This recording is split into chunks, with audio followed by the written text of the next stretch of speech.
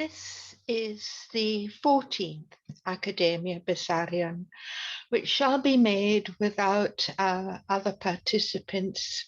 It's one which I would rather have wished not to have had to make. It's on plagiarism and the gendering of editions. And I would like to begin by talking about my training, the doctorate from Berkeley, the training in paleography and codicology, documentary history in archives, literature in manuscripts in libraries. My first advisor at Berkeley was Charles Jones, and he, great bead scholar, suggested to me not to choose some obscure person to study, saying that for the rest of my life, I would be walking around in that person's mind, and therefore I should choose someone like Dante, which I did. But first, I thought I was going to be doing 17th century studies, and under Brendan O'Hare, I studied how to edit texts, because the editing of texts is transportable, whether you are doing a classical text in Greek or Latin, or texts in Middle English, or texts in the 17th century, or texts in the 19th century. And he had studied at Johns Hopkins University when it was the great center for textual editing, before it gave all of that up for theory, which removes us quite largely from texts, is a bit of the Emperor's New Clothes material. I preferred working with what was true, what was real, trying to get us back into the past in the most immediate way possible. And I also was advised by Charles Jones, when I became then a medievalist, was to work with Sir Richard Southern, who had studied at Balliol, taught at All Souls, became president of St. John's College, and was visiting professor at Harvard and Berkeley. And he was a splendid teacher, teaching us women before women's liberation to appreciate figures of women in the past. And actually, my seminar paper for him was not on a woman, but on converted Jew, Alfonso.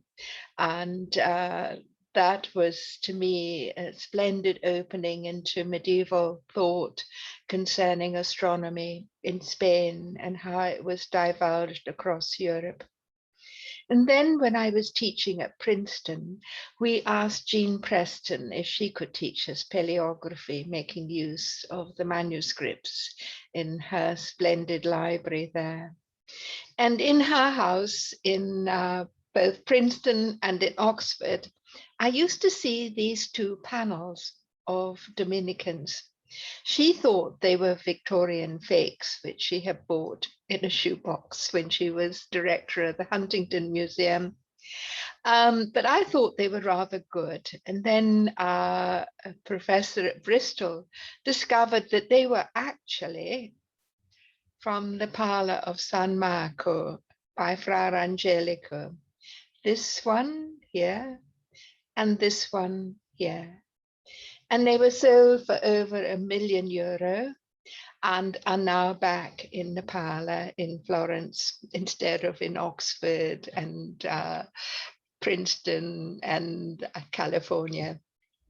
Then also Anthony Luttrell, who was archivist of the Knights of Malta, really introduced me to the documentary studies in archives.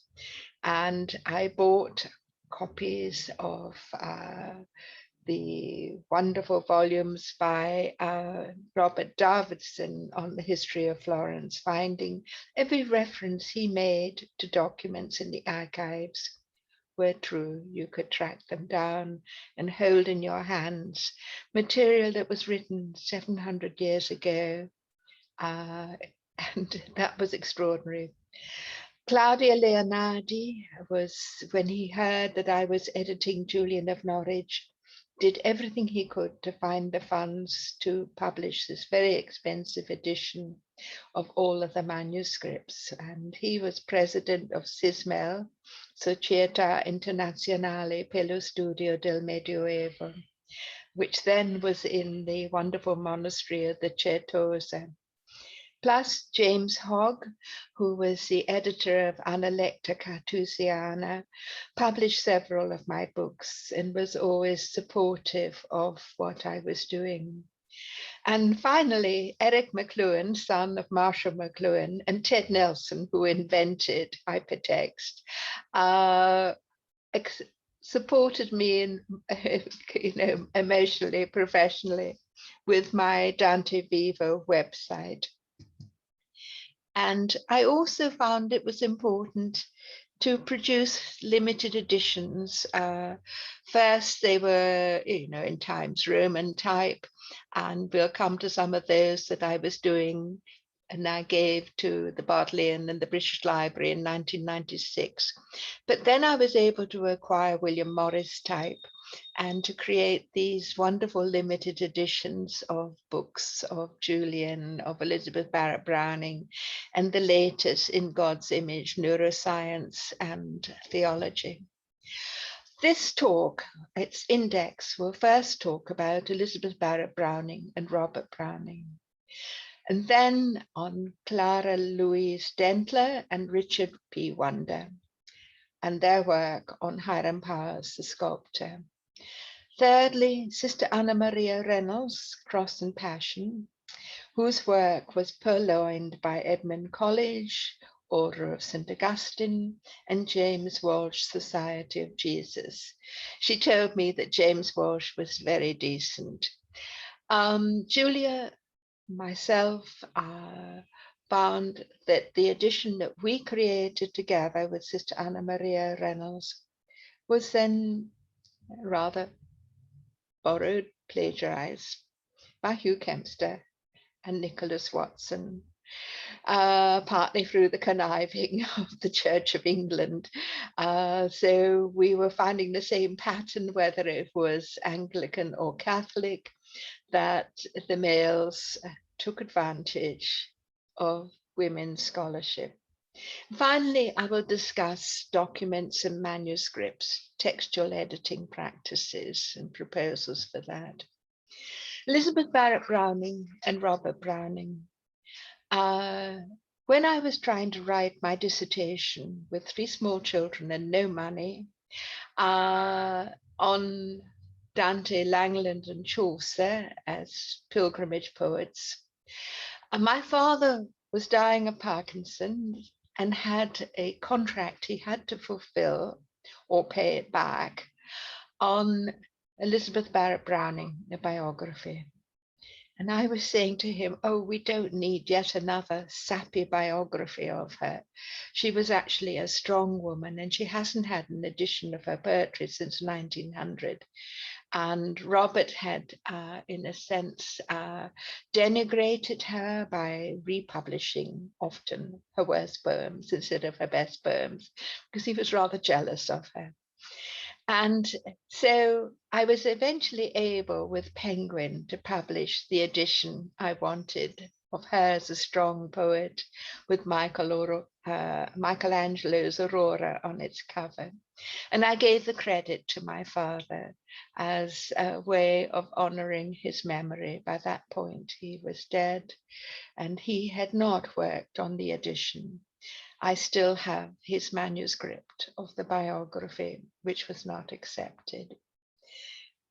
And then Juliana Dresviner put together a volume of essays called Thanks for Typing, in which I submitted and published an essay on murder he wrote, on how Robert probably murdered Elizabeth, the great love story of the Victorian period. Sadly, when you examine it more closely, you find that there were tragedies in it. For instance, when she was a young girl of 12, her father paid for the printing of her epic poem, The Battle of Marathon. And then when she was 20, with her essay on mind, her family were slave owners from Jamaica, and in the household was their beloved slave, Treppy, who had an inheritance from the grandfather on Jamaica. And unfortunately, Robert's friends discovered that Treppy had this money. So they proposed to her that they would invest it for her, at which point they absconded. And Treppy, who had paid for the publication of Elizabeth Browning's essay on mind when she was 20, now elderly, went mad. And Elizabeth is writing frantic letters to her sister saying, please, can you find the money to pay Treppy back what she has lost? And I not allowed, she said, by Robert to tell this to my brothers. Now, only the brothers had access to money, not the sisters. Only Robert had access to Elizabeth's money, not Elizabeth. She did have the pin money from the David Lyon slave ship, which then became the convict ship to Australia, and which her last document she signed was to sell, I think under duress from Robert. Robert, in Elizabeth's last days, had discovered this murder story, a series of documents, legal documents, and which he bought in San Lorenzo Market in June of 1860, the old yellow book bound in vellum. Now, in Italy, murder mysteries are called gialli and yellow books. And I really do believe that this is a sort of Agatha Christie giallo. And I'm going to present the documents, some of the documents in the case. Murder, he wrote in Thanks for Typing, edited by Julia Tresviner. He describes at the beginning of The Ring and the Book, coming home, his wife seated in this deck chair, and he is tossing this old yellow book up in the air and catching it, seeing it reflected in the mirror above the mantelpiece of Casa Guidi. And then Elizabeth was writing a poem called The Musical Instrument, in which she leaves clues in a letter she writes to Isa Blagden, which Adolphus Trollope finds at Isa's death. And dearest Isa, she writes, very gentle my critic is, this is Trollope. I'm glad I got it out of you, but tell dear Mr. Trollope he is wrong nevertheless. There is an inward reflection and refraction of the heats of life, doubling pains and pleasures, doubling therefore the motives, passions of life. I have said something of this in Aurora Leigh. Also there is a passion for essential truth as apprehended, and a necessity for speaking it out at all risks, inconvenient to personal peace. This is the Greek concept of paresia, which Michel Foucault was speaking about in relation to King Lear and so forth at the end of his life. Add to this and much else the loss of the sweet unconscious school privacy among the reeds, which I care so much for, the loss of the privilege of being glad or sorry, ill or well without a notice. Yes, and be sure, Isa, that the true gods sigh and have reason to sigh for the cost and pain of it. Sigh only, don't haggle over the cost, don't grudge a grazia, but sigh, sigh while they pay honestly. But he is a beast up to the waist. Yes, Mr. Trollope, a beast. He's not a true god. And I am neither god nor beast, if you please, only a Ba. Now, Ba is the Egyptian soul. It's also the name that her family called her and Robert called her with that knowledge. The Ba cannot return to the tomb unless it has the name and the portrait. And we will find that Robert connives with his friends who also had cheated Treppy out of her life inheritance to make sure that the tomb does not have the name and does not have the portrait. This is a poem that Elizabeth was describing, And it's a poem about Robert. It's about Robert having robbed her of her being, selling her poetry, making money out of it. What was he doing, the great god Pan, down in the reeds by the river, spreading ruin and scattering ban, splashing and paddling with hooves of a goat, and breaking the golden lilies afloat with the dragonfly on the river? He tore out a reed, the great god Pan, from the deep cool bed of the river. The limpid water turbidly ran, and the broken lilies a dying lay, and the dragonfly had fled away ere he brought it out from the river. High on the shore sat the great god Pan, while turbidly flowed the river, and hacked and hewed as a great god can with his hard bleak steel at the patient reed. Still there was not a sign of the leaf indeed. To prove it fresh from the river, he cut it short, did the great god Pan, how tall it stood in the river, then drew the pith like the heart of a man steadily. Now I'm sort of blocked from seeing the rest at the bottom of the line. Yet half a beast is the great god Pan, to laugh as he sits by the river, making a poet out of a man. The true gods sigh for the cost and bane, for the reed which grows never more again, as a reed with the reeds in the river. Now, Elizabeth had already written similarly about the hacking with the machetes of the sugarcane in Jamaica. In the poem she wrote when they eloped to Pisa, and she was pregnant, not knowing it, which would end in miscarriage. And the poem is The Runaway Slave at Pilgrim's Point. And also we have Nathaniel Hawthorne in The Marble Faun, describing Donatello is Robert, and the faun, the god Pan, is for Elizabeth the natural male sexuality. But in this case, it has made use of her as being fortune hunting, and it is profiting from her. Robert was not nearly as wealthy as was Elizabeth, and he married into her money, which her family acknowledged, but his admirers did not want to know about. Then Elizabeth dies. This is June the 29th in Florence. And Kate Field, the young American journalist, writes, I am sick, sick at heart, for dear Mrs. Browning is dead. The news was as sudden as it is dreadful. She had been quite ill for a week past, yet her health had always been so feeble that I firmly believed she would rally. Yesterday, Mrs. Browning said she felt better, read a little in the Athenaeum, and saw Miss Blagden at 8 o'clock in the evening, who left her with but little misgiving. This morning at 4:30, she expired unconsciously to herself with the words, "It is beautiful," upon her lips. At least this is what Mr. Browning says. Poor Mr. Browning was entirely unprepared for the terrible blow. When she raised herself to pronounce her dying words, wherein she expressed the glorious life which was opening upon her, Kate Field is dabbling in spiritualism, as were many in Elizabeth's circle. He thought it was simply a movement premonitory to coughing. I have not seen him, but Miss Blagden, who is constantly with him, says he's completely prostrated with grief.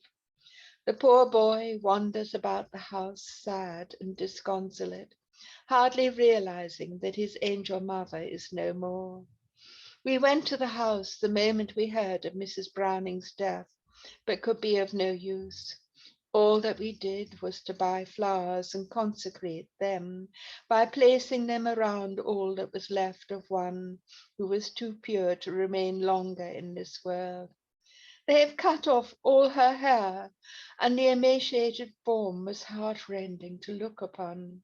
I almost regret that I have seen her in death, only that I do not wish to shun the house of mourning.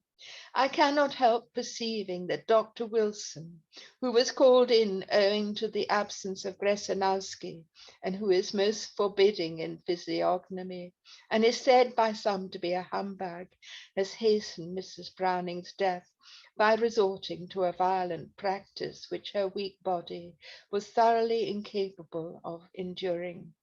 He did not approve of her laudanum taking and probably stopped it.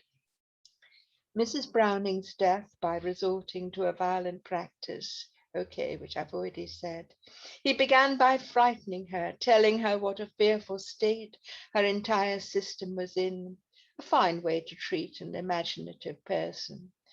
Gresanowski, with the fine bedside manner, knew her constitution, and it does seem most unfortunate that she should have been absent. Since the medical murder of Cavour, I have begun to distrust all doctors in Italy.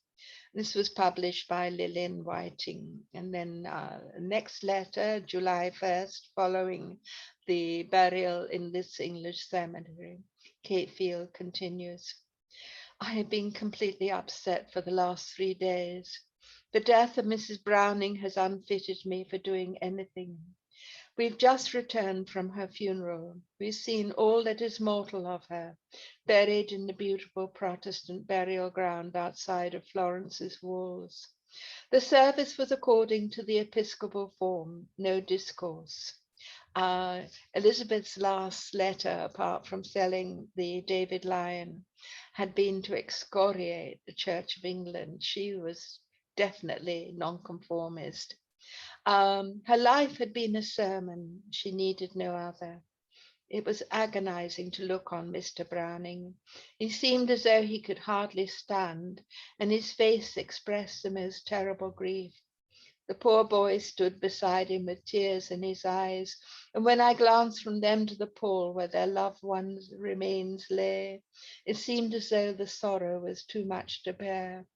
I yearned to go to Mr. Browning and weep with him that wept. The scene was made impressive in spite of the ministry. It was very short, and we were hurried away by Mr. Trollope. A lovely wreath of white flowers and a laurel wreath were placed upon the coffin. The funeral was managed by a friend of the Brownings, probably Count Cottrell, who had also built Treppy out of all of her money, and so managed that no one knew anything about anything. Orders were given to the greatest confusion during the 3 days, and up to the morning I was told that no ladies were to be at the grave. However, Mr. Browning expressed a wish that Miss Blagden should be present, and all other friends that desired to. Therefore, at the last moment, I sent word to those who I knew would wish to attend, and in this way there were sorrowing women to mourn for a great woman. The funeral would have been meagre without them. I thought that Mr. Landor ought to have been there, and had I known that the service would have been so short, would have gone for him. The stories came up from Livorno. Young Lytton, Mr. Trollope, the Powers, and others paid their last tribute to her memory. And that again is in Lillian Whiting's book. And here we have the Swiss burial records in our archives, neither of which for Elizabeth Barrett Browning give her status as married, or her parentage, or even her correct age. She was actually 55, and she was older than Robert, but never let him know that. And this is the duplicate register, also saying her name, Elizabeth Barrett Browning from England, age 45. And we also find in the archives Penn's baptismal record.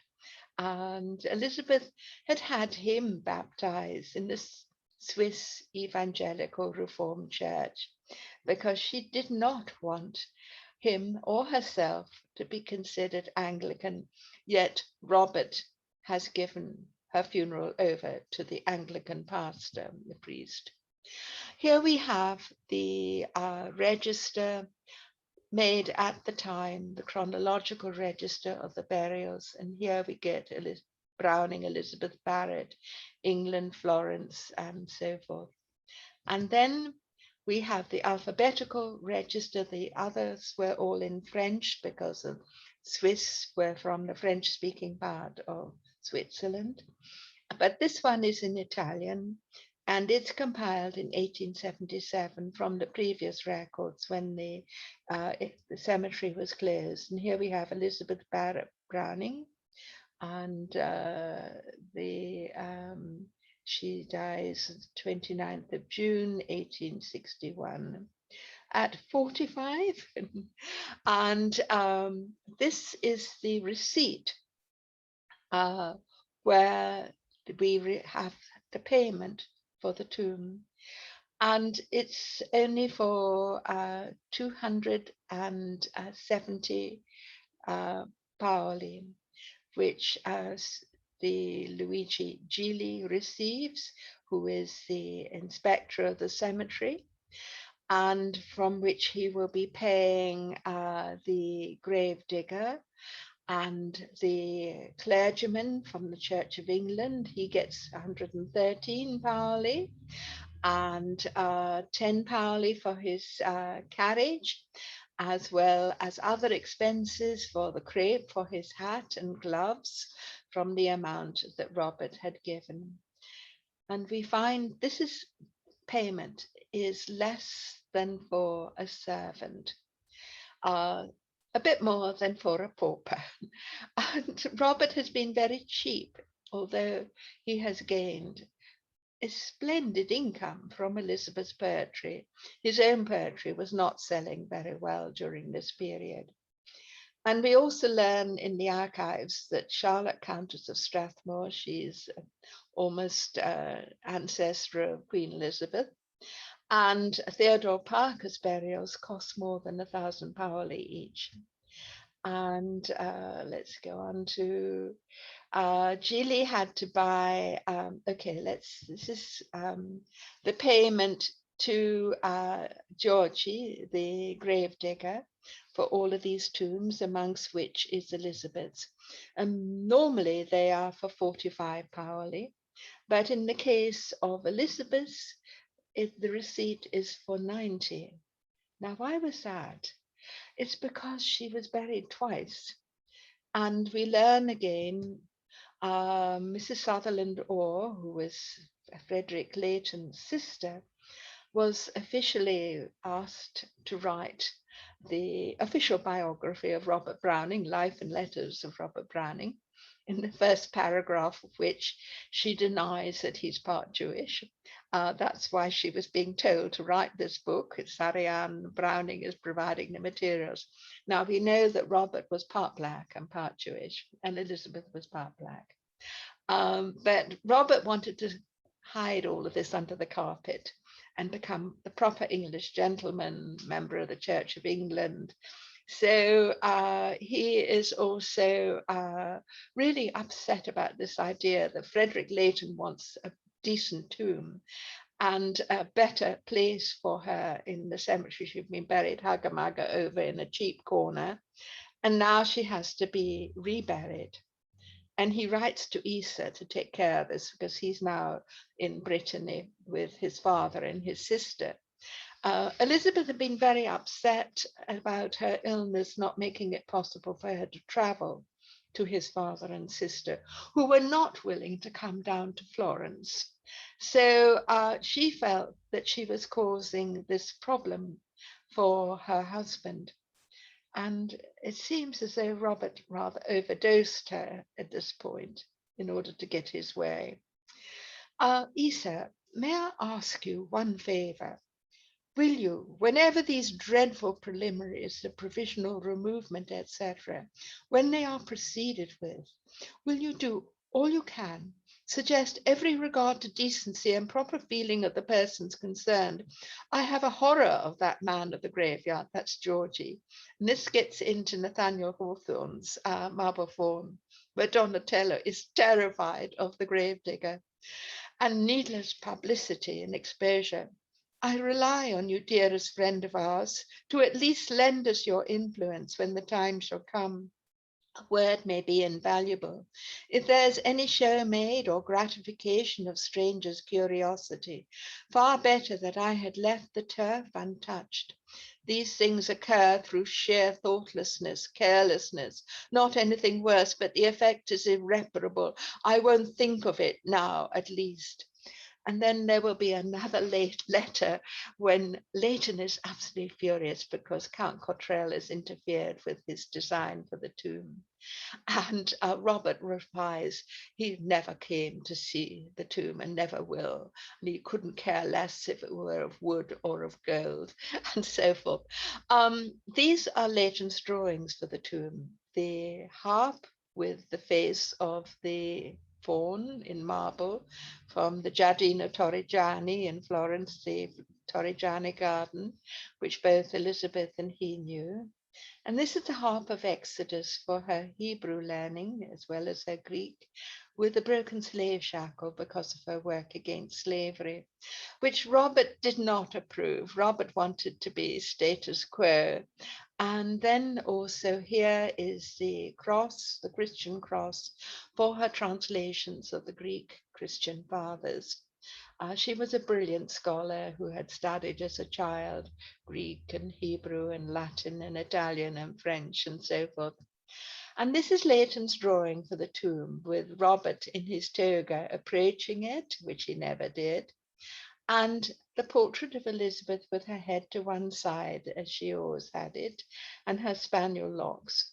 But Count Cottrell and the Italian sculptor Giovinazzi arranged that it be the exact opposite, as if she were blue-eyed, blonde-haired, her hair swept back behind her ears, her head upright, whereas Elizabeth was creole, dark black, and her head to one side from the tuberculosis of the spine, with the spaniel locks just like her dog Flush, and the way she also had her child Penby.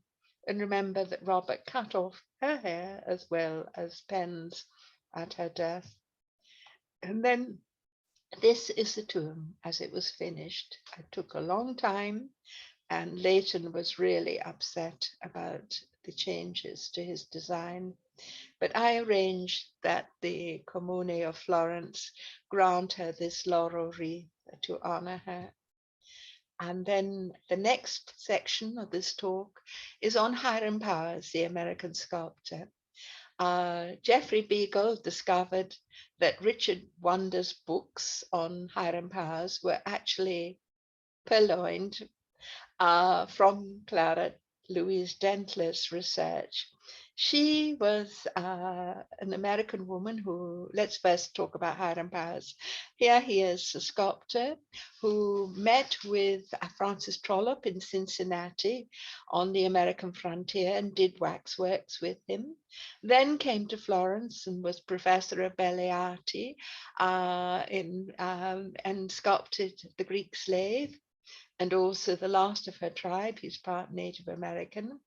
And America trampling on slave chains, which was rejected by Congress because this was before the Civil War, and America was very gung-ho about slavery and all of its profits. And here is Elizabeth Barrett Browning's poem to this sculpture, where she is speaking against her father's slave-earning wealth and the slavery and serfdom of this world, and speaking about man's ideal sense.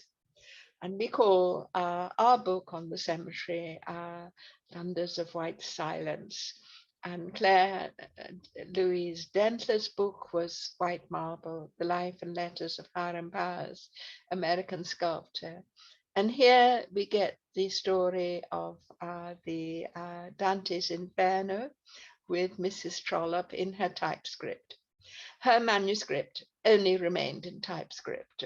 Wonder got to see that it never got published. This is Clara Louise Dentler as a theology student, very prim and proper, young married woman. Then widowed, she comes to Florence and she teaches English to Italians She's given an honorary doctorate in the American consulate for her work, her other book, The Lives of the Famous Americans in Florence. And then Hiram Powers uh, manages at her death to immediately take away all the papers and see that she's very hurriedly buried. It's rather suspicious, the surroundings. He was a student of art history and so forth at Harvard, and then taught in Ohio. Now we turn to Julian of Norwich, Showing of Love, and Sister Anna Maria Reynolds, Cross and Passion, Edmund College, Order of the St. Augustine, and James Wash, Jesuit, following which we will also discuss joining together Sister Anna Maria Reynolds and myself, an Anglican nun, Sister Anna Maria Reynolds, an Irish Catholic nun, and I, an English Anglican one. We thought this would be a wonderful reconciliation of the two churches, but neither church wanted that. And got to see that our edition was suppressed and plagiarized, etc., etc. So these are Sister Anna Maria Reynolds' thesis, type-scripted, where she examined the manuscripts with a microscope from the microfilms, because the manuscripts themselves were buried underground during the London bombing. And her edition is meticulous. It is so accurate and so much better than College and Walsh. And she did one for the masters and one for the doctorate. And then Edmund College and James Walsh, the first paragraph of their edition, which they used from hers, talks about Sister Anna Maria Reynolds was preparing a modernized English translation after doing the PhD. And while James Walsh was similarly at work on the long text, and she invited him to collaborate with her in preparing a critical edition of both texts. Then, with her new professional commitments, forced Sister Anna Maria to abandon the work. Actually, what had happened was that College and Walsh wrote to the Early English Text Society and said, "Don't publish her. We're publishing her for the Pontifical Institute instead." And Sister Anna Maria Reynolds had a heart attack as a result. They go on to say, at an early stage, it was realized that Sister Anna Maria's text could not be used. But even so, the editors are much in debt for generous help and advice. Oh, yes? They know that she would wish them to mention the guidance and counsel she received from Professor Wilson. He was the director of her thesis, who more recently has greatly assisted the present editors with his expert opinions, as has also Father Leonard Boyle. Leonard Boyle was brilliant with manuscripts, so also was I.A. Doyle, Ian Doyle, whom I consulted when I was doing the edition with Sister Anna Maria Reynolds. Then I was doing the text of the Westminster manuscript for the Lambeth Diploma in my convent, having given up everything for this. And then discovered that Sister Anna Maria Reynolds had already published it from Betty Foucault's work.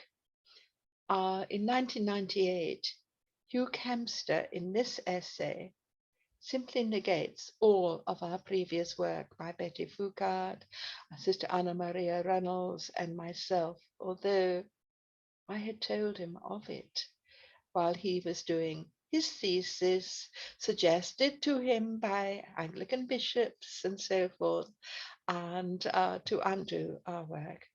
This was mine. The thesis submitted for the Archbishop's examination in theology, MA, for the Lambeth diploma. And it's on the Westminster Cathedral manuscript, its relationship to the Paris Bibliothèque Nationale and London British Library long texts and short texts of Julian of Norwich is showing. And that was submitted in 1995. And this is how it was submitted, with this very careful diplomatic replication of the manuscript exactly as it is, and then the translation, and then all of the notes and variants.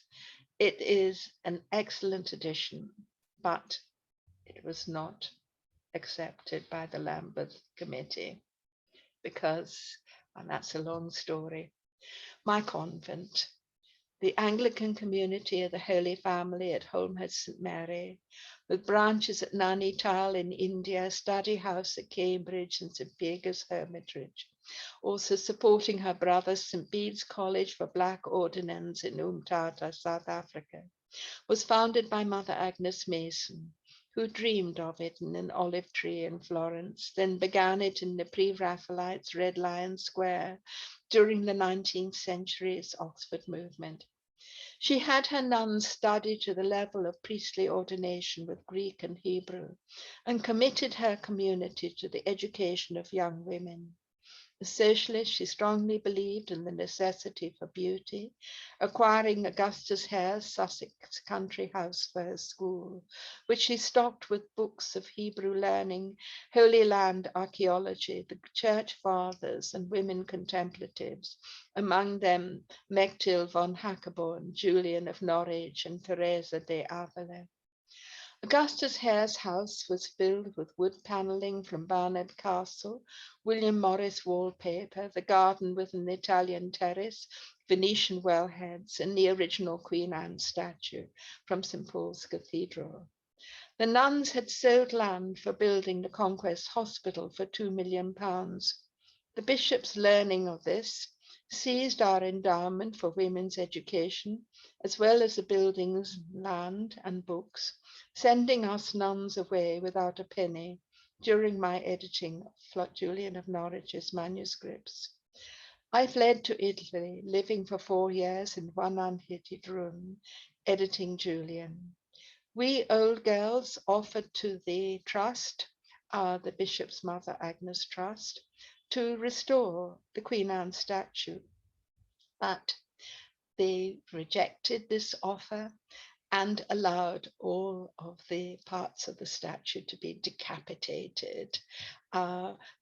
These are Augustus Hare's engravings of his Holmhurst in Sussex, and these are the arson steps. This is the Queen Anne statue. And again, the arson steps, and this is myself as a schoolgirl on them. And this is the statue with the colonies around the base and Queen Anne. And this is the state to which they got reduced by the Trust's negligence, all decapitated. I think this is rather lèse-majesté. It's certainly not what the Church of England is meant to be carrying out, where the Queen is the head of the institution. At any rate, after having fled from Sussex, already Sister Anna Maria Reynolds had come to my convent while I was editing Julian. And then I came to hers in Ireland, in Kilcullen, which is St. Bridget's home. And here we are, Sister Anna Maria, who by then was almost blind, Sister Rita Mary Bradley, who rather betrayed us and played into the Church of England's hands and saw to it that Kempster got to do his purloined edition of my edition of the Westminster manuscript, and myself working with the microfilms. And this is a sense of Sister Anna Maria Reynolds' edition. There are no mistakes. The corrections in red to the footnotes are simply the renumbering of the footnotes because we went back to the original formatting of the manuscript pages. And it was during this time I was so lost with everything gone, but I still had the edition of Julian to do, and that saved me. Every time I would turn to a page, my faith would come back, despite the bishops and so forth, despite being absolutely penniless. I had 500 a month to live on, paying rent of 300 a month for the one unheated room. But I managed to keep going. And what is interesting here is how the opening of the Amherst manuscript, Julian of Norwich, short text, you see this, there is TH, a vision shared by the goodness of God. And that is the editor's comments. And then Julian begins, so I desired three graces by the grace of God. And this is exactly how it is written. But this is what happens in the editions. Sister Anna Maria Reynolds mentions in this footnote she gives that the letters really are TH and SI, but that she has decided to omit them. And then College and Walsh do the same. It's only H and I. And then we see that Nicholas Watson, who by then has my edition, which was 2001, in 2005, he does do the enlarging of the H and the I, but omits the T and the S, which I had had in 2001. And this is exactly as this text is, as close as I can get it to be in typescript. And here we again see how important this letter T is. This is in Pseudo Dionysius' manuscript on the invocation to the Trinity by Adam, that was owned by Adam Easton, which Julian probably saw. And here we see from the Norwich Castle manuscript, which we think is also by Julian, the beautiful Gothic T, as here. And within the Gothic T is the H. The editors say, why didn't she use a thorn, the TH Middle English letter, which combines two? But instead, she's more interested in this classical form. And the H is quite distinct. Here we get an H in Sir Miles Stapleton's manuscript, and the T here with the H, and so on. So I believe that that first letter in the Amherst has to be edited as TH, those first letters, not the way everyone else had done it before them. They just keep parroting each other's mistake. Then there's a whole slew of manuscripts which are produced by the Zion Abbey nuns, the Brigittine nuns, this being drawn at the end of the Amherst manuscript, which Juliana Dresdner shared with me. And they were excellent editors. Here we see the Westminster manuscript, which begins with the letter H for the Hilton text on the psalm, He that warneth in the help of the hearest in heaviness of God. This is the lovely psalm we sing at Compline in the convent. And then the ending of the manuscript, which is Julian's, God's will that we set the point of our thought in this blessed beholding as often as we may and as long, which was owned by the Lowe family later. And then the Paris manuscript, which the Zion Abbey nuns in exile write out, possibly bring to England to try to get it published, but that copy is taken from them by the Anglican Church and likely destroyed. And here are more pages of it. And this is how College and Walsh edited it. I took unbound their edition and went into the Bibliothèque Nationale and compared every folio, making the corrections so that I could then do it exactly as it is on the page, the formatting. And my computer guru, who found for me Sister Anna Maria Reynolds, is Irish and was in Leeds, and worked for Brill. And he was able to do the typesetting of the manuscript, even with the rules, because there again, they were publishing it in order for it to be printed. And here again, we get the All Shall Be Well, which in the Paris is in rubrication. And I really feel it's important to show the colours, which we can now. It's free on the web. It wasn't with the printing press. And then we come to the Benedictine manuscripts. They too were preserving Julian after the scandal that was done by the Elizabethan pirate Thomas Robinson of Zion Abbey in Portugal. And they set up their convent in Cambrai with Catherine Gascoigne and Gertrude More. She's descended from St. Thomas More. And they write out the Sloane manuscripts. The first, 3705, annotated by Sister Clementia Carey. Great excitement. She's so thrilled by finding this manuscript by a woman, and she herself identifies with this feminist theology where God is mother, that she then carefully writes up, but very hurriedly in terrible handwriting, exactly replicating Julian's 14th century Norwich dialect in the 17th century. This is the first version. This is the version that's the best manuscript, and it looks like the worst.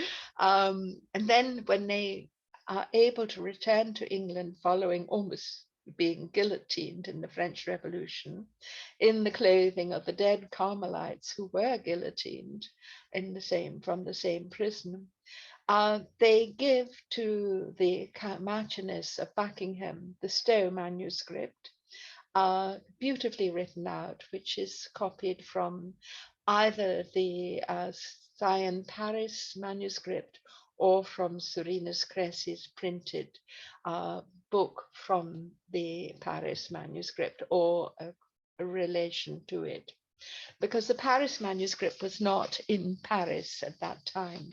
It was in Rouen, owned by the Bigot family. And here I've done the stemma, where we get the original manuscripts, which are now lost, in 3 versions. One which Julian perhaps wrote in 1368, as the Westminster manuscript says its versions were, of Hilton and Julian. And then the other where they're much interfered with by Adam Easton, who is the spiritual director for involved with Birgitta of Sweden, and making Birgitta of Sweden's revelations be copied by Julian of Norwich. And then Julian, freed from Adam Easton's patronage at his death, but in greater danger because she no longer has his protection, has to cut out from the short text, which she dates 1413 while she's still alive, and with perhaps her own corrections to the eye skips, and from which she has to cut out swathes of all of her translations from the Hebrew into English of the Bible, because Bishop Arundel would have had her burned at the stake for teaching and for translating the Bible into Middle English. So we get that Amherst manuscript, which is then edited by Reynolds, College and Walsh, and Reynolds Holloway, while the Paris manuscript is edited by Reynolds, College Walsh, and Reynolds Holloway, and so forth. The Westminster manuscript is edited by Reynolds and College Walsh a bit, because they use the variants, and Kempster, following his taking the one that Holloway had done for her Lambeth diploma, which she also edited for the 2001 Sismal edition with Sister Anna Maria Reynolds and so forth. And there are also editions by Glasgow of Sloane, where she notes the variants with Paris, and also Beer, who does Amherst, the same year that College and Walsh did their complete edition, which they took from Sister Anna Maria Reynolds. And this is our edition. And we did 2, one, the scholarly one, and the other where we showed all the layers of text and the rubrication, but in translation. And here we go. And then I did also at the same time the Cambrai, Gascoigne, and Constable fragments. The English Benedictine nuns of Cambrai were founded in exile in 1623, following the libelous book by a pirate Thomas Robinson, published against Sion Abbey, then in exile in Lisbon, Portugal. Among the nuns were descendants of Thomas More, Thomas Gascoigne, and Miles Stapleton. The Benedictine monks, similarly in exile, were jealous of Dom Augustin Baker's success with the nuns' contemplative practices, modelled in the 17th century on those of the 14th. Dom Claude White sought to call in and forbid their books, including Julian's Showing, as containing poisonous, pernicious, and diabolical doctrine. And here's Margaret Gascoigne and Bridget, this is Bridget Moore, who the two of them were writing out parts of Julian of Norwich's Showing of Love, treasuring it. And then also Barbara Constable hurriedly writes out the Upholland Julian fragments. And I obtained these texts in facsimile from both Colwich Abbey and Stanbrook Abbey, to which the nuns had returned to from England after they had had two abbeys in France, one in Cambrai, one in Paris, creating the daughter house in order to save, copying out rapidly all of their original library to save it from the depredations.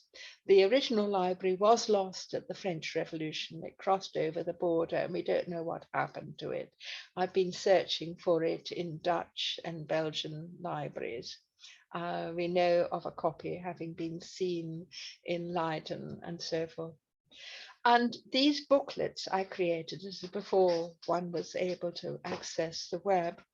I created a portfolio called the Julian Library Portfolio, and which I gave in 1996 to the British Library and the Bodleian Library, and this is their catalogue entry. And with this of Dame Barbara Constable, and this of Dame Bridget Moore, copying out Dame Margaret Gascoigne. They would leave these booklets in their cells to be found at their deaths and to be treasured as further contemplative texts, which they had built on contemplative texts they had read. And I gave Nicholas Watson in 1996 these booklets of my research from Colwich and Stanbrook Abbeys, while telling him of Sister Anna Maria Reynolds' editions. Then he published in 2006 Hugh Kempster's, I'd already told him that Hugh Kempster had plagiarized mine, edition of Westminster texts based on Sister Anna Maria Reynolds' research, and also the booklet on Julian of Margery. They're all here. The Westminster Revelation with Hugh Kempster, not with Julia Holloway. And the request to Julian of Norwich, well, these were actually discovered by Anna Maria Reynolds. The excerpt from the book of Margery Kemp, that's my booklet, on Margery Kemp and Julian of Norwich. And then the Margaret Gascoigne and the Barbara Constable. All of this he has stolen from us, and he doesn't cite us. He gives rather disparaging comments in both the volume he edits and also in his review for Speculum, where he absolutely devastatingly condemns my 2001 edition and also the Darton Longman and Todd St John's Abbey translation. And he also warns his students not to trust my websites. I had done the website on the Amherst manuscript with the British Library. So I've become vilified by all of the Julian scholars who all insist that the short text is 1373 and the Westminster text is late. Kempster saying it's the work of some, stupid Catholic, and the opening with the ditography, which is so beautiful on the invocation to wisdom from the antiphon, instead is, sort of added in by some stupid Catholic instead of Julian's virile Christology. And it's interesting because we respond to Julian because of her feminist theology, while the men have to negate the idea of Mary being pregnant with Jesus in her womb. They can't accept that. These again are booklets that were contained in the portfolio. These are further texts that are in the Amherst manuscript, the collection. And these are the editions. Now let's turn to how to edit texts. I'm coming out against TEI, Textual Encoding Initiative, in scholarly digital editing. As an independent and unfunded scholar, I believe one must seize the printing press, in this case to use all the best ways possible to present manuscript text to the public beyond the rare book and manuscript libraries using electronic means. In school, in physics, I was taught that simple machines are more efficient than complex ones. Sometimes we entrap ourselves in our editing from carrying out techniques carried over from older technologies. TEI results in extremely complex procedures carried over from mainframe computers, now discontinued almost everywhere. Such procedures now clumsily adapted to the personal computer, and they are greatly prone to breaking down between platforms. Some even, I saw a dreadful example from a wonderful colleague, Avril Henry, who's recently died, where her edition was just completely turned into rubbish when it was transported from one platform to another. Some even, in order to work with the stemma of manuscripts, borrow from biology's use of genetic coding in order to trace the genealogy of the stemma of the manuscripts. And these I found absolutely impossible to access. While editors such as College and Walsh, Watson and Jenkins tend to adapt manuscript text to modern textbook formats, losing the memory systems of the originals. TEI was meant to replicate what the manuscripts look like, but you can't access them to get to that point. And I have, from the start of my editing career with John Dryden and with Brunetta Latino, under the aegis of Brendan O'Hare and Jean Preston, sought out best manuscripts, replicating these diplomatically, as exactly as possible, truthfully, while providing their variants from other manuscripts and footnotes. I had carried out several editions in nota bene, such as Elizabeth Barrett Browning's poetry, and also Julian of Norwich's Showing of Love, but found that the nota bene platform was not stable or shareable enough. I next presented Dante's Commedia hypertextually in the Dante Vivo project on the web, using HTML hypertext markup language, taught me by a librarian and encouraged by Ottfried Liebknecht, Eric McLuhan, and Ted Nelson, to which I add JPEGs of manuscript illuminations and other materials, and also MP3s of the music which we performed after researching the manuscripts of the period. When I returned to editing not just the Tesseretto, but all the writings of Brunetta Latino, I chose to use a platform accessible to almost all computers, though one can take issue with it.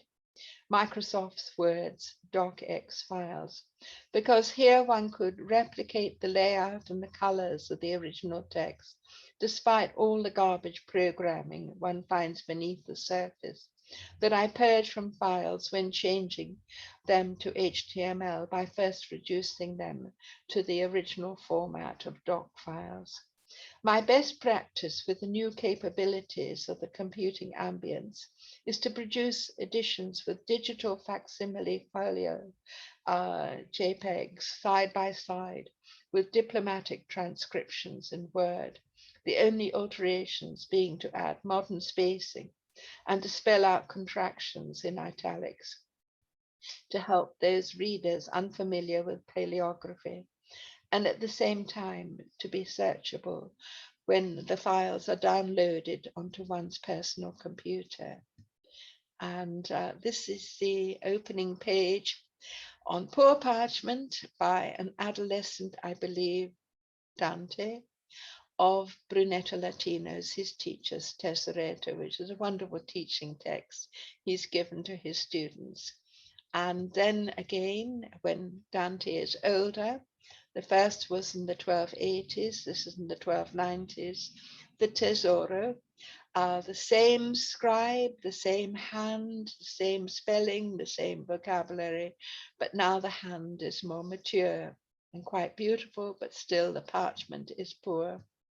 Because Dante was an orphan, Brunetto was his guardian, he was not in a wealthy situation. And then the other student in the 1330s goes back and edits the manuscripts of their teacher. This is his version of the Tesoretto. And here we see Brunetto giving the copy of the book to Francesco.